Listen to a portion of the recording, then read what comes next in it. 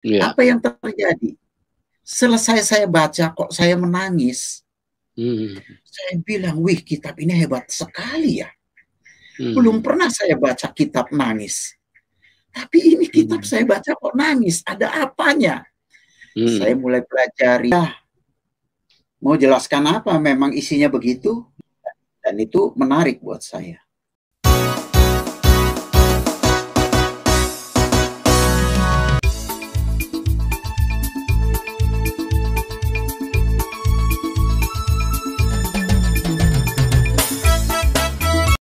Saya lahir dari keluarga Muslim dan saya tidak pernah terpikir atau bermimpi menjadi seorang Kristen. Nah, disitulah kami seringkali ribut masalah agama. Iya. Dan saya yang seringkali bikin masalah. Saya bilang sama dia, Tuhan lo tuh kok ada 3 sih, ada bapaknya, ada anaknya. Roh Kudus itu apa? Tantenya apa omnya? Gitu. Dia kalau saya tanya seperti itu, dia marah, nggak bisa jawab. Saya bilang, gua serius, gua tanya, lo aneh sih Tuhannya kayak gitu. Udah gitu, Tuhannya manusia, manusia dijadiin Tuhan. Mati pakai kolor. Apaan Tuhan kayak gitu? Begitu saya. Dan itu seringkali membuat kami slack. Iya. Dia seringkali cuma bisa menangis. Kadang-kadang dia pergi ke orang tuanya gitu. Saya cuek aja gitu. Saya cuek aja dan kami seringkali slack. Iya. Dan saya melihat dia memang tidak pernah bisa menjawab. Cuma ternyata saya baru tahu kalau dia itu Kristennya belum lahir baru. Oh. Kristen agamawi, nggak ngerti apa-apa. Iya. Suatu kali istri saya diajak sama temannya, seorang penginjil perempuan. Diajak ke rumahnya untuk ikut persekutuan doa. Di situ dia dijamah Tuhan. Dia disentuh sama Tuhan. Dia mulai banyak berdoa. Nah, sejak dia dijamah Tuhan lahir baru, dia rajin buka Alkitab. Ada pembatas-pembatas, ada garis hijau, merah, kuning. Dia tidak pernah bisa menjawab pertanyaan saya. Kalau saya tanya, dia cuma cemberut saja. Dia bilang, udah lu urusin diri lo aja dah, gue juga urusin diri gue. Dan dia banyak berdoa untuk saya rupanya. Dan doanya mulai dijawab itu tahun 80. Di mana satu kali saya sedang tidur jam 2 malam, saya mendengar pintu rumah saya digedor orang, bukan diketuk ya, digedor seperti orang mau merampok. Saya terkejut dan saya merasa saya terganggu tidurnya. Saya mau marah sama orang yang menggedor rumah saya.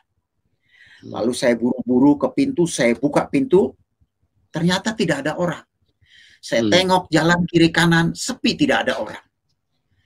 Lalu saya tutup pintu kembali, saya duduk di sofa dan saya melamun sambil saya mikir, siapa orang yang jahil ini?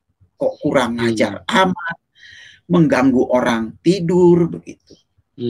Waktu saya sedang ngelamun-ngelamun gitu, ada suara menghampiri saya. Carilah kebenaran, kamu akan diselamatkan. Saya marah, saya ngamuk. Saya bilang, hei lu setan, jin lu, brengsek lu ya. Emang gue ini nggak benar, gue ini orang benar. Sesuai dengan surat Ali Imran 19, inna dina indallahi Islam.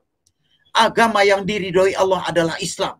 Bukan yang lain kafir. Brengsek lu ya. Dasar setan lu pengganggu, begitu. Ya. Lalu saya pun tidur. Saya anggap sepi, saya tidur. Anehnya, ketika saya bangun pagi, suara itu terus ada di hati saya. Carilah kebenaran, kamu akan diselamatkan. Carilah kebenaran, kamu akan diselamatkan. Setiap waktu suara itu ada. Bayangin, mabok nggak kita? Saya mulai mikir, jangan-jangan emang saya belum bener nih. Mulailah saya, kalau ketemu teman saya orang Buddha, saya belajar sedikit Buddha. Buddha itu gimana? Nanti kalau mati gimana? Asalnya dari mana? Saya ketemu teman saya orang Bali, orang Hindu, saya tanya Hindu bagaimana. Dia tanya, apa ngapain sih lu nanya-nanya agama gue? Gue pengen tahu aja kayak apa sih Hindu itu gitu. Dan akhirnya saya ketemu orang Kristen. Orang Kristen itu cuma bilang begini, udahlah nggak usah dipersoalkan agama katanya. Kalau lu mau tahu agama gua, lu buka aja Alkitab. Saya bilang, najis buka Alkitab. Nabi-nabi kita sama lu. Lu kan percaya ada Nabi Musa? Saya bilang, iya. Di gua juga ada Nabi Musa. Lu percaya sama Yusuf? Iya. Di gua juga ada Yusuf. Lu percaya sama Daud? Iya, saya bilang. Di gua juga ada Daud. Lu buka aja Alkitab. Lu belajar dari sana. Baca aja sendiri. Penasaran saya. Lalu saya mulai minta Alkitab. Alkitab istri saya mulai saya buka. Perjanjian lama. Yang terbuka pertama adalah kisah Yusuf dari Kejadian pasal 39. Saya pelajari Yusuf. Saya baca terus sampai habis. Dari lahirnya sampai meninggalnya. Apa yang terjadi? Selesai saya baca kok saya menangis. Saya bilang, wih kitab ini hebat sekali ya. Belum pernah saya baca kitab nangis. Tapi ini kitab saya baca kok nangis. Ada apanya? Saya mulai pelajari Daud, saya pelajari yang lain, ya saya pelajari. Dan akhirnya saya pelajari Yesus. Mulai dari Injil, saya buka mulai dari Matius. Ketika saya pelajari, saya bingung baca Injil ini. Kenapa ya? Kok kata orang Kristen Yesus ini Tuhan? Tapi kok dia berdoa? Masa ada Tuhan berdoa? Terus Tuhan ini doa sama Tuhan mana lagi ini Tuhan ini? Terus saya belajari. Katanya Yesus Tuhan. Kok sebelum mati dia berkata, Eli, Eli lama sabachthani. Allahku, Allahku, mengapa engkau tinggalkan aku? Lah, dia sendiri kan Allah. Masa ada Allah ninggalin dia lagi? Allah yang mana? Begitu. Tetapi meskipun di hati saya ada banyak pertanyaan, saya terpesona dengan perjanjian lama, kisah nabi-nabinya. Kalau saya bandingkan dengan kitab saya, kisah nabi-nabinya di Alkitab jauh lebih lengkap. Jauh lebih lengkap. Nah, saya seringkali bertanya sama pendeta, ya, saya tanya. Tapi banyak pertanyaan yang saya ajukan itu tidak memuaskan hati saya. Ya. Lalu satu kali saya bilang sama istri saya, ada nggak orang Islam yang sungguh-sungguh masuk Kristen? Dia bilang ada. Di mana dia? Tuh tinggal di Kayu Manis 8, kebetulan dekat rumah saya. Siapa dia? Hamran Amri. Wah, datanglah saya berkunjung, ngobrol lah, kenalan. Dia mulai ngomong, oh dia semangat sekali karena saya masih Islam, dia semangat sekali menginjil. Tapi saya sama sekali nggak ngerti apa yang dia omongin, bingung. Lalu saya coba-coba nyari gereja. Hari Minggu saya cari gereja. Dan itu tanpa sepengetahuan istri saya. Istri saya sama sekali tidak tahu. Saya nyari gereja, pokoknya saya pikir kalau ada gedung, ada salibnya, ini pasti gereja. Lalu saya masuk gereja HKBP. Saya bingung, mereka ngomong Batak, nyanyi lagu Batak, khotbah Batak. Aduh, nggak ngerti. Saya bilang ini gereja Batak ini rupanya. Lalu akhirnya saya masuk gereja Jawa. Ya, saya masuk gereja Jawa. Untungnya waktu itu masuk yang jam 9. Jadi rupanya gereja Jawa itu kalau jam 6 pagi dia bahasa Jawa, kalau jam 9 bahasa Indonesia. Jadi saya masuk jam 9. Jadi saya agak ngerti-ngerti dikit. Cuman saya bingung, saya liatin aja. Suruh berdiri, saya tetap duduk ya duduk. Orang berdoa tunduk kepala, saya melotot aja ngeliatin. Tidak terjadi apa-apa. Dan saya tetap menjalani sholat loh. Jumatan saya tetap Jumat. Nah, yang kelima kali saya masuk, saya mulai merasakan ada rasa damai. Tenang di hati saya, ini apa ya gitu ya. Lalu saya lewat Alkitab itu saya mulai tertarik. Cuma saya takut.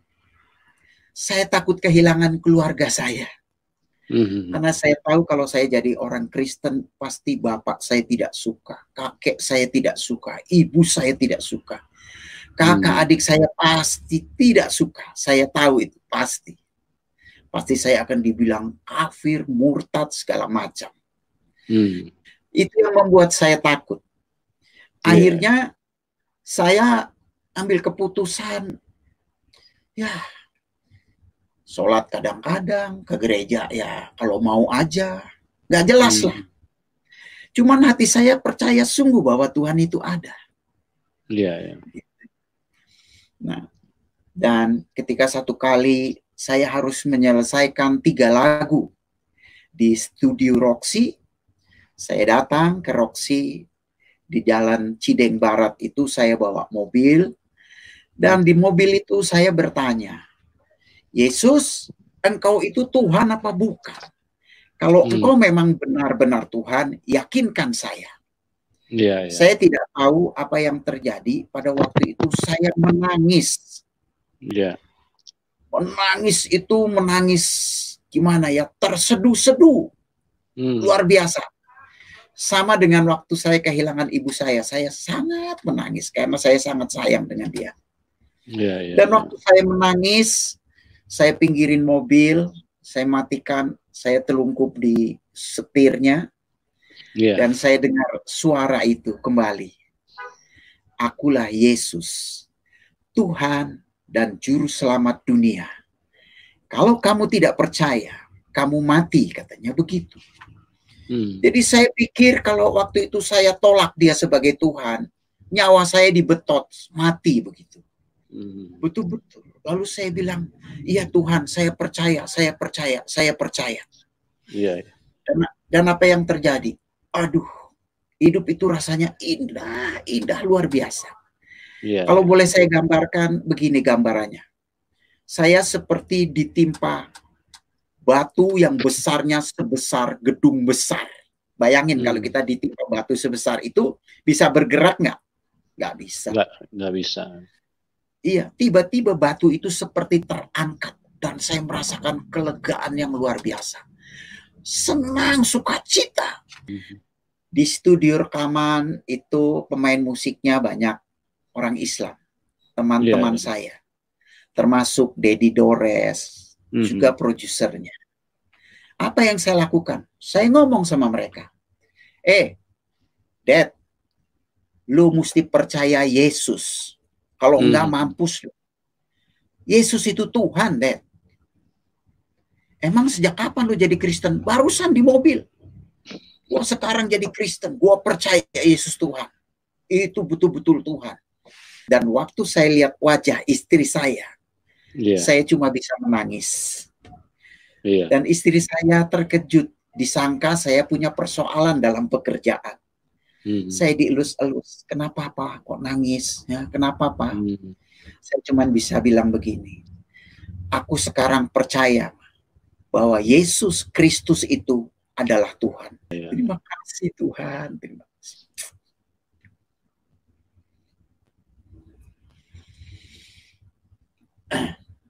Saya kalau ingat peristiwa itu, saya pun bisa menangis sekarang. Haleluya, salam damai dan sejahtera dari kasih Tuhan kita Yesus Kristus. Saudaraku, kami sangat bersyukur dapat terus hadir untuk menjadi berkat bagi saudara-saudara sekalian. Oleh kemurahan dan kasih Tuhan, pelayanan kami telah diberkati Tuhan lewat pemerintahan setempat telah memberikan sebidang tanah kepada kami, jemaat, untuk didirikan sebuah bangunan gereja. Kami sangat berterima kasih kepada Tuhan karena kemurahannya yang telah menggerakkan hati pemerintah setempat untuk menghibahkan sebidang tanah. Saudaraku, kami akan segera membangun bangunan gereja di tanah yang telah dihibahkan pemerintah. Itu sebabnya untuk mewujudkan pembangunan gereja bagi jemaat, kami mohon apabila saudara-saudari, Bapak Ibu tergerak untuk membantu kami, maka Bapak Ibu dapat menyalurkan bantuan lewat nomor rekening BCA 82955300649 atau di rekening BRI 51710061070503. Setiap bantuan Bapak Ibu saudara-saudari akan sangat berguna untuk pembangunan gedung gereja bagi jemaat kami. Saudara-saudara, pengorbanan saudara, kami ucapkan banyak-banyak terima kasih dan Tuhan Yesus memberkati. Saudara, pembangunan gedung gereja yang rencananya akan segera dibangun pada tahun 2024 ini beralamat di Kelurahan Paniki 1, Kecamatan Mapanget, Kota Manado, Provinsi Sulawesi Utara, lingkungan 5. Terima kasih, Tuhan Yesus memberkati kita semua.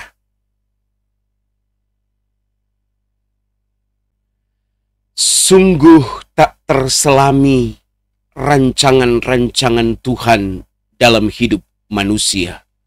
Tak terselidiki akan setiap kekuatan kuasanya dalam kehidupan kita. Jika sudah waktunya dan jika Ia yang sudah memilih kita, maka tidak ada dan manusia tidak memiliki kemampuan untuk melepaskan diri dari pilihan Allah. Haleluya, puji Tuhan. Bagaimana kabar saudaraku hari ini? Kami berdoa saudara semua dalam keadaan yang sehat dan diberkati oleh Tuhan. Amin, puji Tuhan. Senang sekali kami terus dapat menjumpai saudara dalam pelayanan di channel ini. Dan terima kasih atas dukungan saudara dalam pelayanan di channel kami ini. Saudaraku, teruslah bagikan tayangan-tayangan kami kepada sekalian banyak orang, supaya mereka juga diberkati sama seperti saudara. Kami perlu ingatkan kepada kita semua bahwa memberitakan Injil tidak harusnya saudara berkhotbah di mimbar-mimbar gereja. Dengan membagi-bagikan tayangan yang dapat memberkati orang lain, juga saudara sudah mengambil bagian dalam pelayanan pemberitaan Injil. Saudaraku, kami akan terus membagi-bagikan tayangan-tayangan yang akan menimbulkan kebaikan, yang akan memicu iman saudara untuk terus kuat dan naik di hadapan Tuhan. Kiranya tayangan-tayangan kami di channel ini akan menguatkan saudara yang lemah, akan membangkitkan semangat saudara yang sudah menjadi loyo, dan akan memberikan jalan keluar kepada saudara, serta harapan-harapan baru, kepastian-kepastian akan menjadi bagian saudara-saudara sekalian di mana saja berada. Puji Tuhan, kali ini kami ingin membagikan sebuah tayangan yang luar biasa, di mana seorang artis yang terkenal, seorang artis yang begitu fanatik, seorang artis yang begitu kekeh dengan iman dan agama yang lamanya. Tetapi, saudaraku, Tuhan bekerja dengan cara yang unik dalam hidupnya. Tuhan bekerja dengan cara yang di luar nalar manusia berpikir, kemampuan manusia untuk berpikir.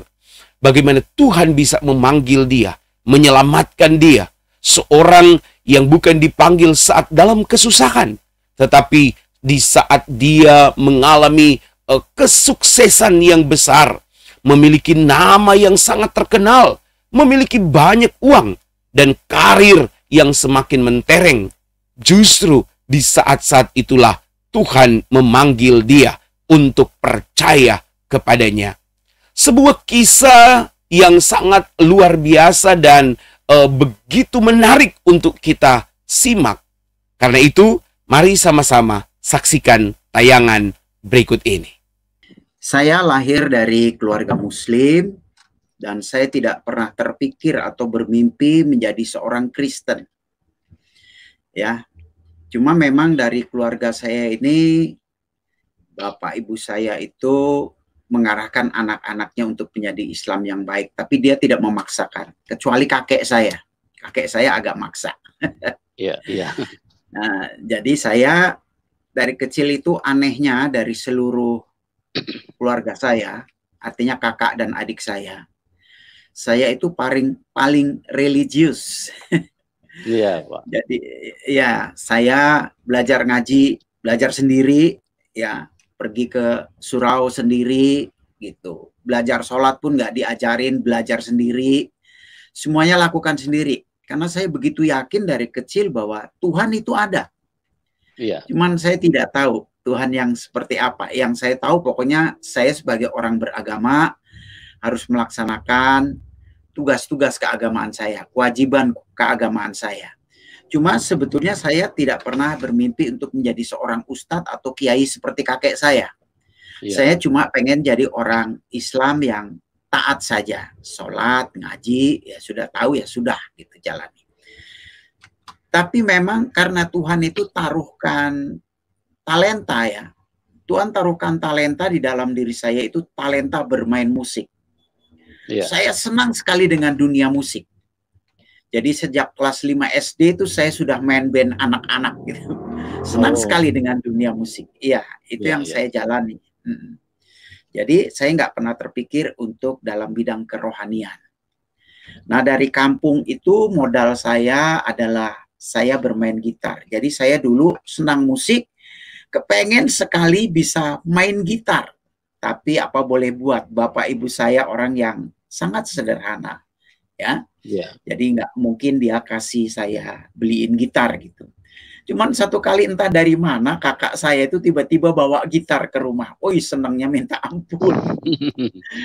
Sejak itu saya mulai belajar dari buku chord D, A, C, belajar sendiri.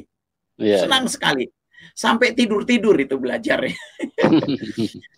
Akhirnya saya bisa main gitar yang sangat baik dan bersih. Nah, pada tahun 68, setamat saya tamat SMP, bapak saya pensiun, dia pegawai negeri. Lalu saya tidak bisa mengandalkan dia untuk meneruskan sekolah. Dan bapak saya juga bilang, kalau kamu mau sekolah sampai SMU, kalau sekarang SMU ya, dulu SMA, ya cari biaya sendiri aja. Lalu saya pun pergi dari kampung halaman, hijrah ke Jakarta, maksudnya kalau bisa sambil kerja dan sekolah, gitu, melanjutkan. Saya nggak mau cuma tamat SMP, saya maunya tamat SMU lah, minimal begitu. Malu rasanya kalau cuma SMP. Maka ketika saya hijrah ke Jakarta, saya tinggal di rumah kakak saya nomor 1, tapi kakak saya pun hidupnya pas-pasan. Tinggal di satu rumah yang kecil, dan di depan, di ruang tamunya itu ada jok mobil, saya tidurnya di situ. Waduh, kutu busuknya banyak sekali. Untuk makan pun saya tidak bisa nebeng sama dia. Maka mau tidak mau saya cari upaya untuk bisa makan. Apa yang saya lakukan? Saya menjadi tukang parkir liar. Jadi tukang parkir, dibawahi sama preman-preman, harus nyetor gitu. Nah, saya sudah banyak melamar pekerjaan di kantor-kantor dengan modal ijazah SMP, tapi tahun itu sudah tidak berlaku ijazah SMP. Satu kali Gubernur Ali Sadikin membuka Taman Ismail Marzuki. Lalu di sana ada gambus, ada lenong, ada band, ada dangdutan, dirayakan dengan begitu rupa gratis. Maka saya pun nonton, dan saya pikir ini kantor baru, boleh juga nih besok ngelamar. Besoknya ya saya bikin surat lamaran. Saya ngelamar dengan modal ijazah SMP. Wah, alhamdulillah 10 hari kemudian saya dipanggil. Wah, diwawancara. Wah, senang sekali. Lalu dia cuma tanya begini, Mas, selama ini kerja di mana? Saya bilang, saya nggak kerja tetap. Saya selama ini kerja jadi tukang parkir jalanan di Salemba situ. Saya bilang, oh begitu. Kalau begitu, Mas, saya terima di sini sebagai pegawai. Jadi apa, Pak? Jadi tukang parkir, katanya. Jadi dari tukang parkir jalanan, sekarang saya ada di bawah sebuah instansi. Saya harus masuk jam 8, pulang jam 2, ganti shift. Hasrat saya pengen sekolah itu tinggi. Lalu saya laporan sama bos parkir. Ya, saya ingat sekali bos parkir saya namanya Pak Lukman. Pak Lukman, tolong bantu saya. Kenapa? Katanya. Saya masih pengen sekolah. Terus gimana? Katanya. Ya, tolong jangan dikasih shift malam. Shift pagi saja sampai jam 2, nanti saya mau sekolah sore. Wah, Pak Lukman baik. Saya dapat izin. Sejak itu saya mulai sekolah. Tapi gaji yang saya terima itu sangat pas-pasan. Saya manage sedemikian rupa supaya saya bisa sekolah. Dan akhirnya saya sekolah. Untuk memanage gaji yang kecil itu, saya kadang-kadang tidak bisa naik bus. Saya harus jalan kaki, meskipun berkilo-kilo saya jalan kaki. Di setiap hari sekolah ya sampai tamat SMU itu saya jalan kaki dari rumah ke Taman Ismail Marzuki. Rumah saya di Rawasari loh, saya tempat tidurnya cukup jauh. Lumayan jauh. Iya. Rawasari ke Cikini, dari Cikini saya jalan kaki lagi, dan sekolahan saya itu ada di Salemba. Ya, yaitu yang sekarang jadi kamar mayat Singkareles. Oh iya. Ya puji bisa Tuhannya 5 kiloan ya Pak ya? Iya, setiap hari jalan kaki. Aduh, ya saya harus lakukanlah perjuangan. Akibatnya memang jantung saya sehat karena banyak olahraga terpaksa. Nah, puji Tuhannya itu untungnya tahun 72 saya tamat SMU. Iya. Sekolahan saya dibeli sama Singkareles dan dijadikan kamar mayat. Gitu. Nah, saya kerja di Taman Ismail Marzuki itu di bawah pimpinan Bapak Temi Effendi, suami dari Rahayu Effendi, bintang film ya. Iya, tahu. Ya, satu kali Pak Temi Effendi itu bilang sama saya gini, Jun, kamu mau nggak main film? Ya boleh aja Pak. Jadi apa? Saya bilang. Peran utama. Wah, gimana caranya? Begini. Kalau kamu mau, nanti saya kasih tahu produsernya gitu. Oh ya boleh Pak. Besok kamu pakaian bagus ke kantor biar saya kenalin katanya. Rupanya produsernya ini sedang mencari peran utama yang sebaya saya. Oh, puji Tuhan. Lalu saya dijemput sama supirnya ke kantornya. Ternyata di sana ada banyak anak remaja seusia saya yang sudah dites. Ada banyak. Dan ketika saya dites, saya itu nggak pernah mikir mau jadi bintang film. Jadi karena saya dites apa adanya, saya lakukan saja. Ya pokoknya saya lakukan dengan polos lah, nggak berakting lah. Dalam hati saya diterima ya syukur, nggak ya udah gitu. Anehnya ketika di casting ternyata saya yang diterima. Waduh, senangnya luar biasa. Langsung dapat kontrak. Bayangin ya. Saya kerja di Taman Ismail Marzuki, waktu itu gaji saya cuma 4.500. Iya. Nah, saya dapat utama, dapat honornya 250.000. Iduh, rasanya banyaknya luar biasa. 50 kali lipat ya Pak? Iya. Saya pulang pun langsung saya beli motor. Waktu itu motornya motor Honda, harganya cuma 69.000. Luar Jadi biasa. masih sisa banyak. Saya pulang bawa motor baru. Waduh, senangnya. Iya. Nah, film yang saya perankan itu pada tahun 72 diproduksi. Judul filmnya Aku Tak Berdosa. Padahal saya ini banyak dosanya loh.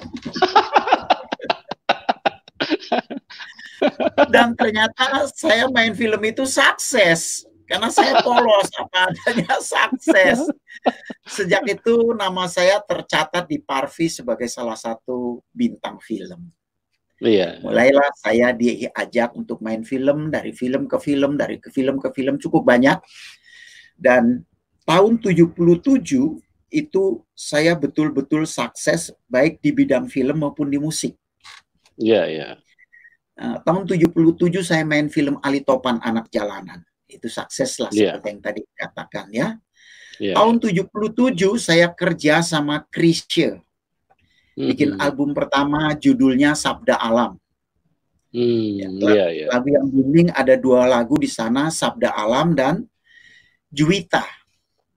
Ya, Chrisye naik daun, nama saya mulai dikenal di dunia musik. Tahun 77 saya kerjasama sama Guru Soekarno Putra. Saya bikin musik, Guru bikin tarian, bikin Suara Mahardika, dan itu pun sukses. Tahun 77 saya ikut lomba cipta lagu remaja se-Jabotabek dan saya juara 1. Luar biasa. Memang itu cita-cita saya. Ya dulu saya suka ngawur. Saya waktu masih sekolah SMU itu banyak kakak-kakak saya yang cuma SMP doang, nggak nerusin. Mereka heran lihat saya kok nekat amat berjuang hidup susah pakai sekolah segala macem. Lalu mereka suka tanya, apa sih cita-cita lu? Saya bilang, gua pengen jadi orang kaya dan terkenal. Itu aja. Entah itu pernyataan stres, entah itu apa, saya nggak tahu. Tapi mungkin karena saya bosen miskin.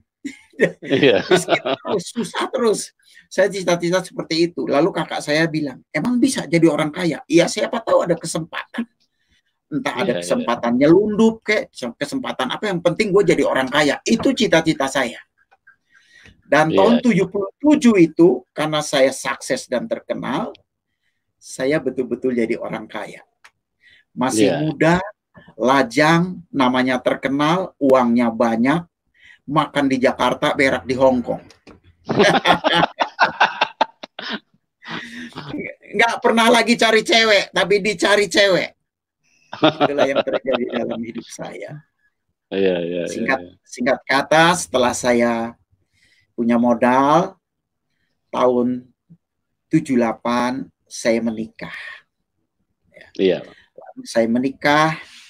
Nah, ternyata dari pacar-pacar saya itu ada satu perempuan yang saya nggak tahu kenapa susah sekali diputusin. Karena saya kan jadi orang terkenal, uang banyak, ceweknya banyak. Ganti-ganti, 3 bulan selesai, 2 bulan selesai, 3 bulan selesai. Yang ini susah banget, saya juga nggak tahu kenapa gitu. Ya. Ternyata dia jadi istri dan dia beragama Kristen. Wow, luar biasa, puji Tuhan. Lalu saya punya tekad, nggak apa-apa Kristen juga, ntar gua Islamin dia. Gitu. Lalu kami menikah, membina rumah tangga. Ya, dikaruniai 2 anak. Nah, disitulah kami sering kali ribut masalah agama. Dan saya yang sering kali bikin masalah. Saya bilang sama dia, Tuhan lo tuh kok ada 3 sih, ada bapaknya, ada anaknya. Roh Kudus itu apa? Tantenya apa omnya? Gitu. Dia kalau saya tanya seperti itu, dia marah, nggak bisa jawab. Saya bilang, gua serius, gua tanya, lo aneh sih Tuhannya kayak gitu. Udah gitu, Tuhannya manusia, manusia dijadiin Tuhan. Mati pakai kolor. Apaan Tuhan kayak gitu? Begitu saya. Dan itu seringkali membuat kami selek. Dia seringkali cuma bisa menangis Kadang-kadang dia pergi ke orang tuanya gitu. Saya cuek aja gitu. Saya cuek aja dan kami seringkali slack. Iya. Dan saya melihat dia memang tidak pernah bisa menjawab.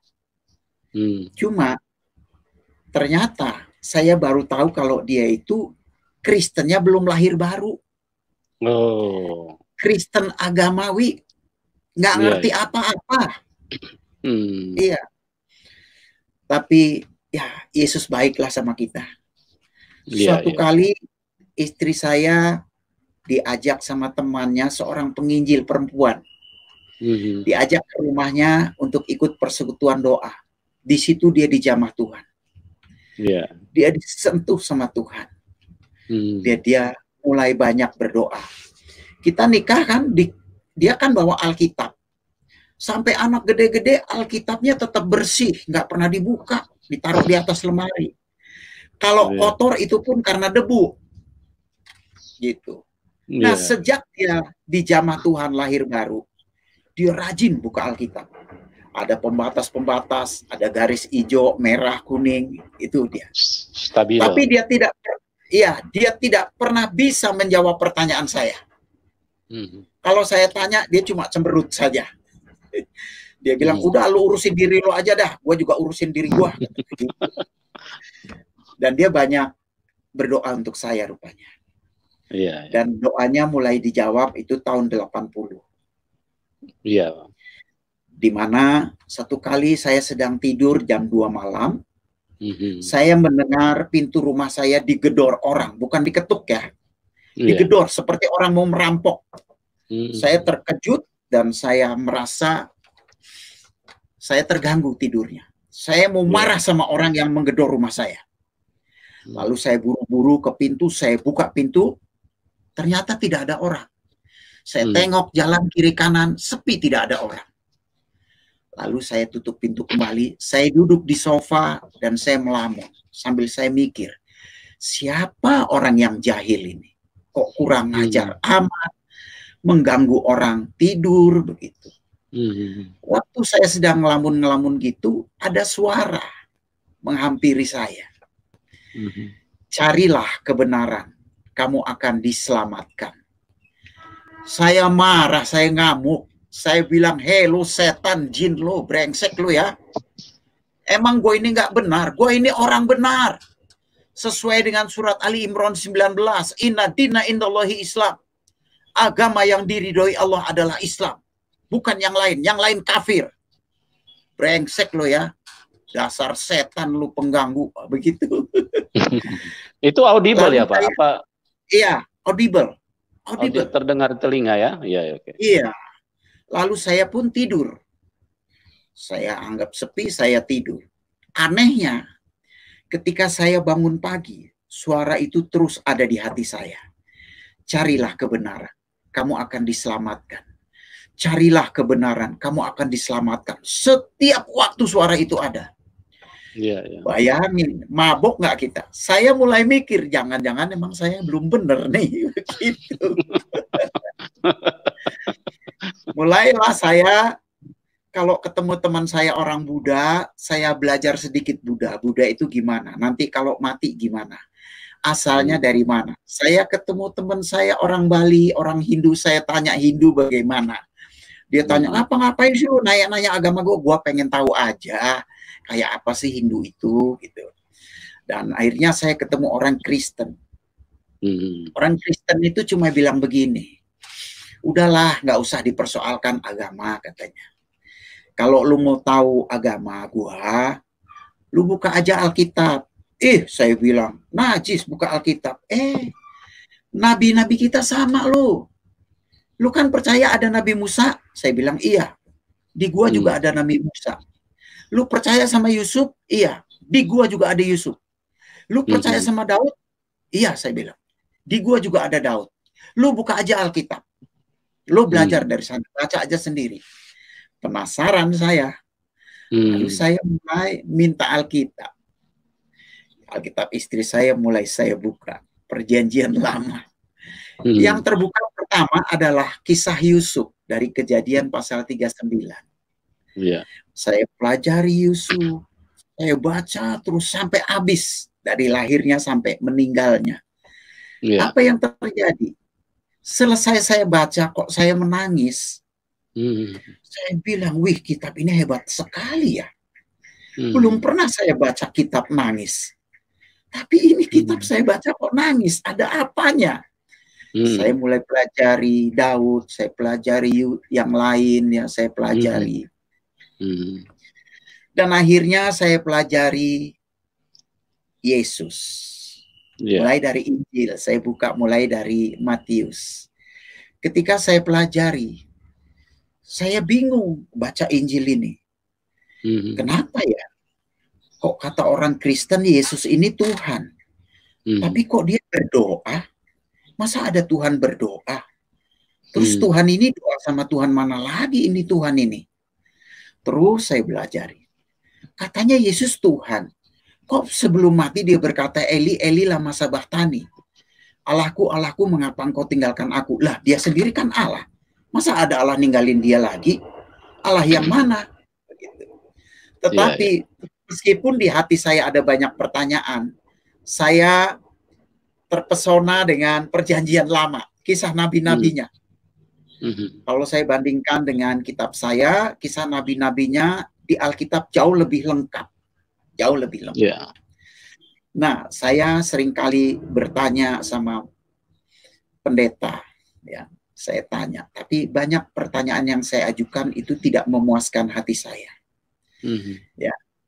Lalu satu kali saya bilang sama istri saya, ada nggak orang Islam yang sungguh-sungguh masuk Kristen? Dia bilang ada. Di mana dia? Tuh tinggal di Kayu Manis 8, kebetulan dekat rumah saya. Siapa dia? Hamran Amri. Wah, datanglah saya berkunjung, ngobrol lah, kenalan. Dia mulai ngomong, oh dia semangat sekali karena saya masih Islam, dia semangat sekali menginjil. Tapi saya sama sekali nggak ngerti apa yang dia omongin, bingung. Lalu saya coba-coba nyari gereja. Hari Minggu saya cari gereja. Dan itu tanpa sepengetahuan istri saya. Istri saya sama sekali tidak tahu. Saya nyari gereja, pokoknya saya pikir kalau ada gedung, ada salibnya, ini pasti gereja. Lalu saya masuk gereja HKBP. Saya bingung, mereka ngomong Batak, nyanyi lagu Batak, khotbah Batak. Aduh, nggak ngerti. Saya bilang ini gereja Batak ini rupanya. Lalu akhirnya saya masuk gereja Jawa. Ya, saya masuk gereja Jawa. Untungnya waktu itu masuk yang jam 9. Jadi rupanya gereja Jawa itu kalau jam 6 pagi dia bahasa Jawa, kalau jam 9 bahasa Indonesia. Jadi saya masuk jam 9. Jadi saya agak ngerti-ngerti dikit. Cuman saya bingung, saya liatin aja. Suruh berdiri, saya tetap duduk ya duduk. Orang berdoa tunduk kepala, saya melotot aja ngeliatin. Tidak terjadi apa-apa. Ya. Besoknya, minggu depannya saya penasaran. Dan saya tetap menjalani sholat loh. Jumatan saya tetap Jumat. Dan minggu depannya saya masuk lagi. Saya pengen tahu. Juga tidak terjadi apa-apa. Biasa-biasa saja. Ketiga, saya masuk lagi. Saya mulai mikir. Orang Kristen ini enak ya. Pakai baju macam-macam. Masuk ada yang pakai sendal. Ada yang pakai sepatu. Jangan-jangan ada yang nggak mandi juga nih masuk gereja. Iya. Dan saya pernah ngalamin juga. Lagi enak-enak ke gereja. Duduk bau kentut. Sampai yang kentut ini. Kok enak banget. Kalau zaman saya dulu nggak bisa. Sedang sholat kentut batal, nggak bisa. Ini kok enak banget ini orang Kristen ini begini, sembarang amat begitu ya. Nah, yang kelima kali saya masuk, saya mulai merasakan ada rasa damai, tenang di hati saya. Ini apa ya gitu ya. Lalu saya perhatikan, ya orang Kristen ini kok enak ya. Kemarin saya masuk gereja Batak, salah dia ngomong Batak. Lalu doanya pakai bahasa Batak. khotbahnya bahasa Batak. Ini orang gereja Jawa. Kalau pagi bahasa Jawa. Saya pikir Indonesia, sekarang bahasa Jawa. Gua nggak ngerti juga, dia bingung. Ya. Kok orang Kristen ini enak dalam bahasa, juga dalam menghadap. Ya, gereja kalau kita lihat ada yang ke arah barat, ada yang ke timur, ada yang ke utara, ke selatan. Kalau masjid nggak bisa, dia harus menghadap ke kiblat, ke Mekah. Itu yang saya perhatikan, ya. Nah, lalu saya lewat Alkitab itu saya mulai tertarik. Cuma saya takut. Saya takut kehilangan keluarga saya. Karena saya tahu kalau saya jadi orang Kristen, pasti bapak saya tidak suka, kakek saya tidak suka, ibu saya tidak suka, kakak adik saya pasti tidak suka. Saya tahu itu pasti. Pasti saya akan dibilang kafir, murtad, segala macam. Itu yang membuat saya takut. Akhirnya saya ambil keputusan, ya sholat kadang-kadang, ke gereja ya kalau mau aja, nggak jelas lah. Cuman hati saya percaya sungguh bahwa Tuhan itu ada. Nah, dan ketika satu kali saya harus menyelesaikan 3 lagu di studio Roxy, saya datang ke Roxy di Jalan Cideng Barat itu, saya bawa mobil, dan di mobil itu saya bertanya, Yesus, engkau itu Tuhan apa bukan? Kalau engkau memang benar-benar Tuhan, yakinkan saya. Saya tidak tahu apa yang terjadi pada waktu itu. Saya menangis. Menangis gimana ya? Terseduh-seduh. Luar biasa. Sama dengan waktu saya kehilangan ibu saya sangat menangis karena saya sangat sayang dengan dia. Dan waktu saya menangis, saya pinggirin mobil, saya matikan, saya telungkup di setirnya, dan saya dengar suara itu kembali. Akulah Yesus, Tuhan dan Juru Selamat dunia. Kalau kamu tidak percaya, kamu mati, katanya begitu. Jadi saya pikir kalau waktu itu saya tolak dia sebagai Tuhan, nyawa saya dibetot, mati begitu. Jadi saya takut mati. Itu suara audible ya, Pak? Iya, benar-benar audible. Betul-betul. Lalu saya bilang, iya Tuhan, saya percaya. Dan apa yang terjadi? Aduh, hidup itu rasanya indah luar biasa. Kalau boleh saya gambarkan, begini gambarannya. Saya seperti ditimpa batu yang besarnya sebesar gedung besar. Bayangin kalau kita ditimpa batu sebesar itu, bisa bergerak nggak? Nggak bisa. Nggak bisa. Iya, tiba-tiba batu itu seperti terangkat. Dan saya merasakan kelegaan yang luar biasa. Senang, sukacita. Waduh, nangis, sukacita. Untung saya sudah sering ke gereja. Jadi saya cuma bisa bilang, haleluya, haleluya, puji Tuhan, Yesus, haleluya, puji Tuhan. Itu aja yang saya bisa katakan. Dan akhirnya saya masuk, selesai sudah itu saya masuk ke studio rekaman. Di studio rekaman itu pemain musiknya banyak orang Islam, teman-teman saya. Termasuk Dedi Dores, juga produsernya. Apa yang saya lakukan? Saya ngomong sama mereka. Dad, lu mesti percaya Yesus. Kalau enggak mampus lu. Yesus itu Tuhan, Dad. Emang sejak kapan lu jadi Kristen? Barusan di mobil. Gua sekarang jadi Kristen. Gua percaya Yesus Tuhan. Itu betul-betul Tuhan. Maka teman-teman saya cuma bilang gini, gila lu ya, gila lu ya. Saya dianggap orang gila. Dan saya selesaikan 3 lagu. Saya buru-buru pulang, ingin jumpai istri saya. Ketika saya sampai ke rumah, istri saya menyambut. Dan waktu saya lihat wajah istri saya cuma bisa menangis. Dan istri saya terkejut, disangka saya punya persoalan dalam pekerjaan. Saya dielus-elus, kenapa Pak? Kok nangis? Ya, kenapa Pak? Saya cuma bisa bilang begini, aku sekarang percaya bahwa Yesus Kristus itu adalah Tuhan. Ya Amin. ampun, katanya dia peluk saya, dia ciumin saya. Iya. Terima kasih Tuhan, terima kasih.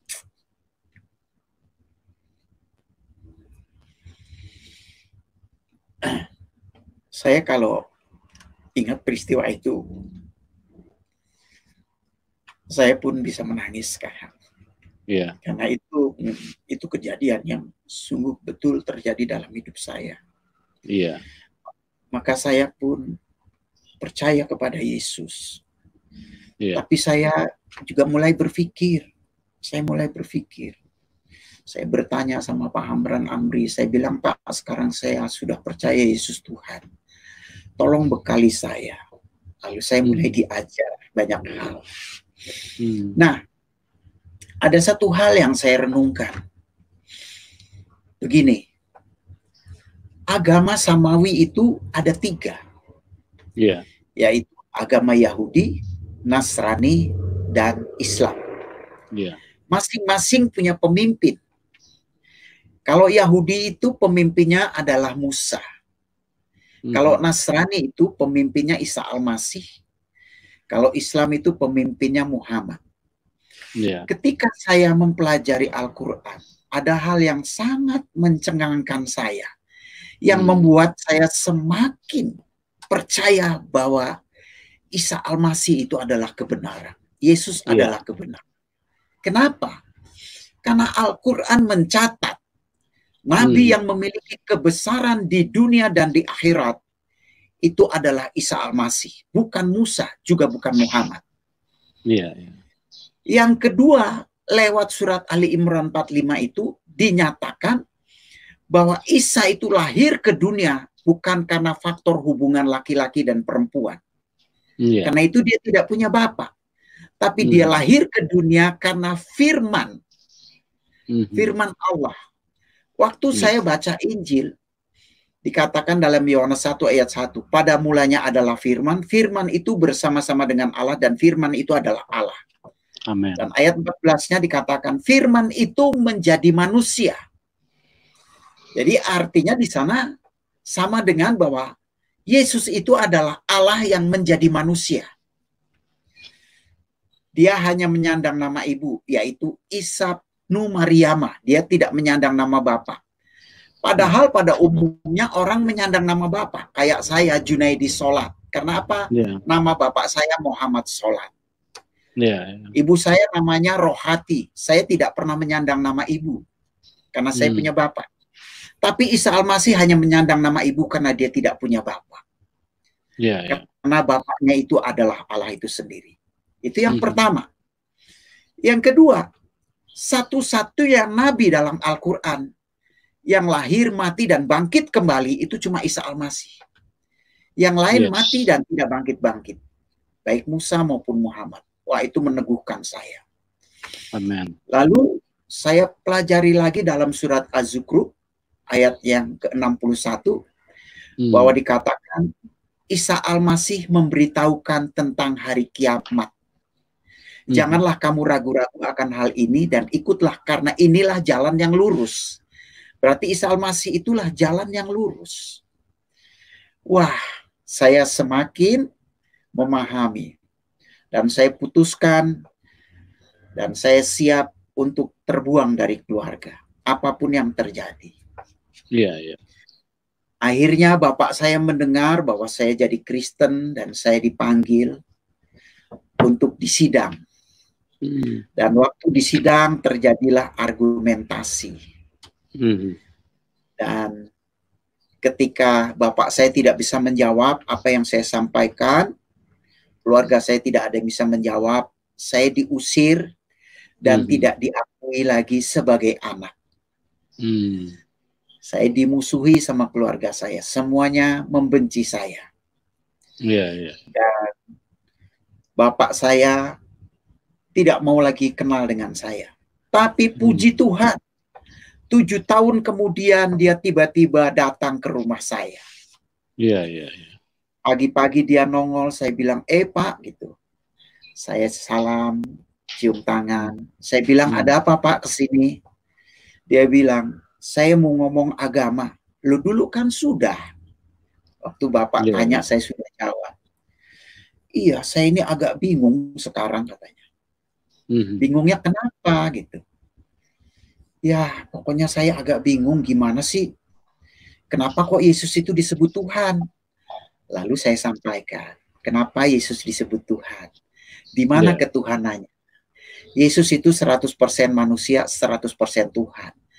Di mana kemanusiaannya, di mana ketuhanannya? Saya ceritakan terus. Dan dia memahami. Akhirnya dia bilang begini, kalau begini saya pengen juga lu jadi Kristen, katanya begitu. Saya bilang yang benar Pak. Tuhan. Benar, dia bilang. Bisa nggak cariin pendeta? Ngapain cariin pendeta? Wong saya juga pendeta, saya bilang. Iya, dahsyat. Singkat kata saya bilang gampang kok Pak. Kalau untuk percaya Yesus, ikutin doa saya. Akhirnya dia ikutin doa saya, dan akhirnya dia terima Yesus.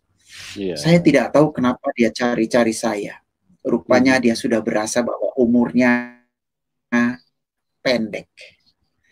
Sebulan kemudian dia sakit, dibawa ke rumah sakit.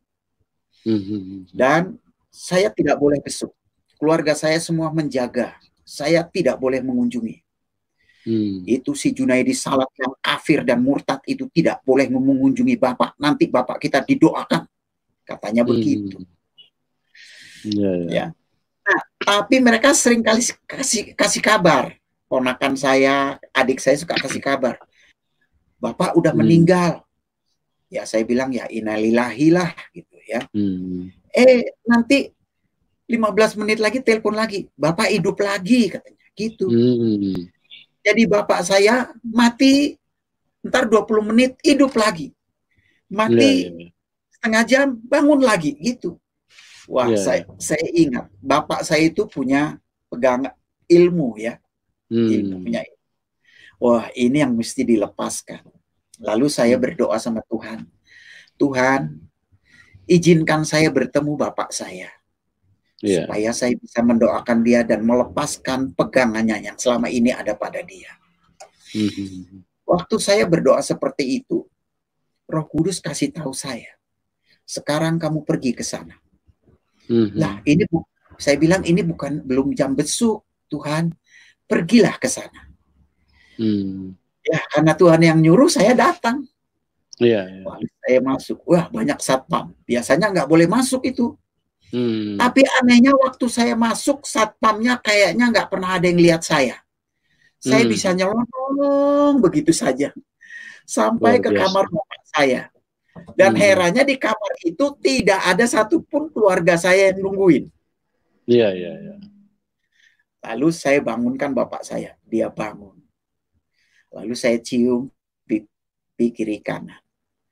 Lalu saya bilang, saya doakan ya Pak, supaya Bapak terlepas dari pegangannya. Boleh katanya.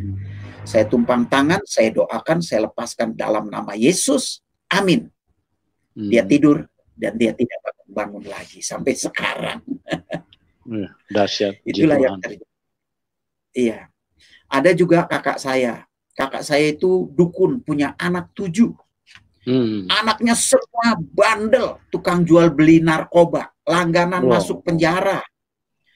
Satu masuk penjara Salemba, satu masuk Cipinang, satu Tangerang, begitu aja. Padahal dia ustadz. Dan dia dukun juga. Saya berdoa, Tuhan, sekarang saya harus beritakan Injil kepada siapa lagi. Waktu saya baca firman, kok firman itu jadi rema. Tuhan berkata begini, aku datang bukan untuk orang benar, tetapi untuk orang berdosa. Amen. Lalu rema itu ada di hati saya, kalau begitu yang paling berdosa dari keluarga saya, kakak saya perempuan sang dukun ini nih. Udah jadi dukun, anaknya tukang jual beli narkoba. Dan dia tinggal di Lampung. Lalu saya bersiap-siap, besoknya saya pergi ke Lampung mengunjungi kakak saya. Saya mulai memberitakan Injil, saya bicara tentang Isa Al-Masih. Dia tidak terima. Saya dimaki-maki, saya diusirnya. Dan dia bilang, jangan lagi datang ke sini, katanya. Kafir lo, haram lo, najis, katanya. Saya pulang lagi ke Jakarta. Saya doa lagi. Kok Roh Kudus tuh nyuruh datangi lagi. Saya pergi lagi, datangi lagi. Saya injili. Hal yang sama terjadi. Saya diusir. 3 kali saya nginjil. Akhirnya saya tidak mau datang lagi dan Roh Kudus sepertinya juga diem aja. Nggak nyuruh saya datang lagi. Saya bersyukur. Ada satu anaknya yang nomor 2. Itu dia ustadz. Dia guru ngaji. Dia pinter Islamnya. Dia baru ditahan di Cipinang. Karena masalah narkoba juga. Jadi anaknya yang nomor 2 itu karena datangnya malam, dia tidur di rumah saya. Besoknya kita ngobrol-ngobrol, terjadi dialog agama. Setelah saya injili, dia mulai mengerti. Dan akhirnya singkat kata dia terima Yesus. Puji Tuhan. Dia terima Yesus, saya doakan dia nangis. Dan dia sungguh-sungguh, dia belajar. Dia bawa Alkitab. Melalui dialah keluarganya satu persatu menjadi orang percaya. Termasuk mamanya yang dukun. Itulah yang terjadi. Iya, begitu kisah hidup saya. Saya juga nggak tahu kenapa saya seperti ini, tapi saya tahu ini adalah tuntunan Roh Kudus. Roh Kudus yang mendorong saya, menuntun saya untuk boleh menyampaikan kabar baik kepada banyak orang. Namanya juga kabar baik ya, bukan kabar jahat. Jadi kita harus sampaikan. Ternyata ya Isa Al-Masih baik di dalam Al-Quran itu tercatat sebagai orang yang berbeda dengan nabi yang lain. Orang yang memiliki kebesaran di dunia dan di akhirat, lahirnya dari firman dan Roh Allah itu sendiri. Orang yang lahir, mati, dan bangkit kembali. Juga orang yang tahu hari kiamat. Itulah Isa Al-Masih. Ya, begitu Pak kesaksian saya. Ya, mau jelaskan apa? Memang isinya begitu. Ya bisa dibuka, itu surat 43 ayat 61. Bunyinya seperti itu. Ada 2 hal dalam Al-Quran itu. Yang pertama surat Luqman ayat 31 apa 34 saya lupa ya. Di sana yang mengetahui hari kiamat itu Allah. Tapi di Az-Zukhruf yang tahu hari kiamat juga Isa. Lalu kedua oknum ini sebetulnya siapa gitu? Kok cuma 2 ini? Kenapa bukan Musa atau bukan Muhammad atau bukan yang lain gitulah. Dan itu menarik buat saya.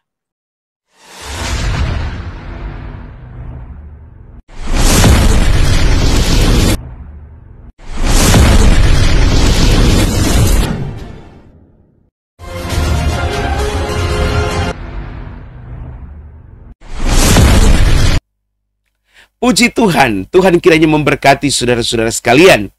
Saudara, kami percaya tayangan di channel kami ini atau tayangan baru saja yang saudara saksikan, kiranya itu akan menambah semangat saudara bahwa sesungguhnya Yesus yang kita percaya adalah Yesus yang hidup. Dia bukan Allah yang mati. Dia bukan Tuhan yang dikarang-karang oleh orang Kristen. Atau dia bukan manusia yang dituhankan, tetapi dia benar-benar adalah Tuhan. Saudara, kalau kita melihat bagaimana dia menjamah artis yang terkenal ini dari kesaksian tadi, maka kita dapat membuktikan bahwa Yesus itu benar-benar Tuhan. Saudaraku, terima kasih dan kita akan berjumpa dalam program acara kami selanjutnya. Jangan lupa untuk terus mengikuti tayangan kami di channel ini. Setiap hari kami akan membagikan tayangan-tayangan yang penuh dengan semangat, yang penuh dengan kebenaran di setiap malam hari dari pukul 19.00 hingga pukul 22.00. Sampai berjumpa lagi. Tuhan Yesus memberkati kita semua. Haleluya, haleluya. Shalom.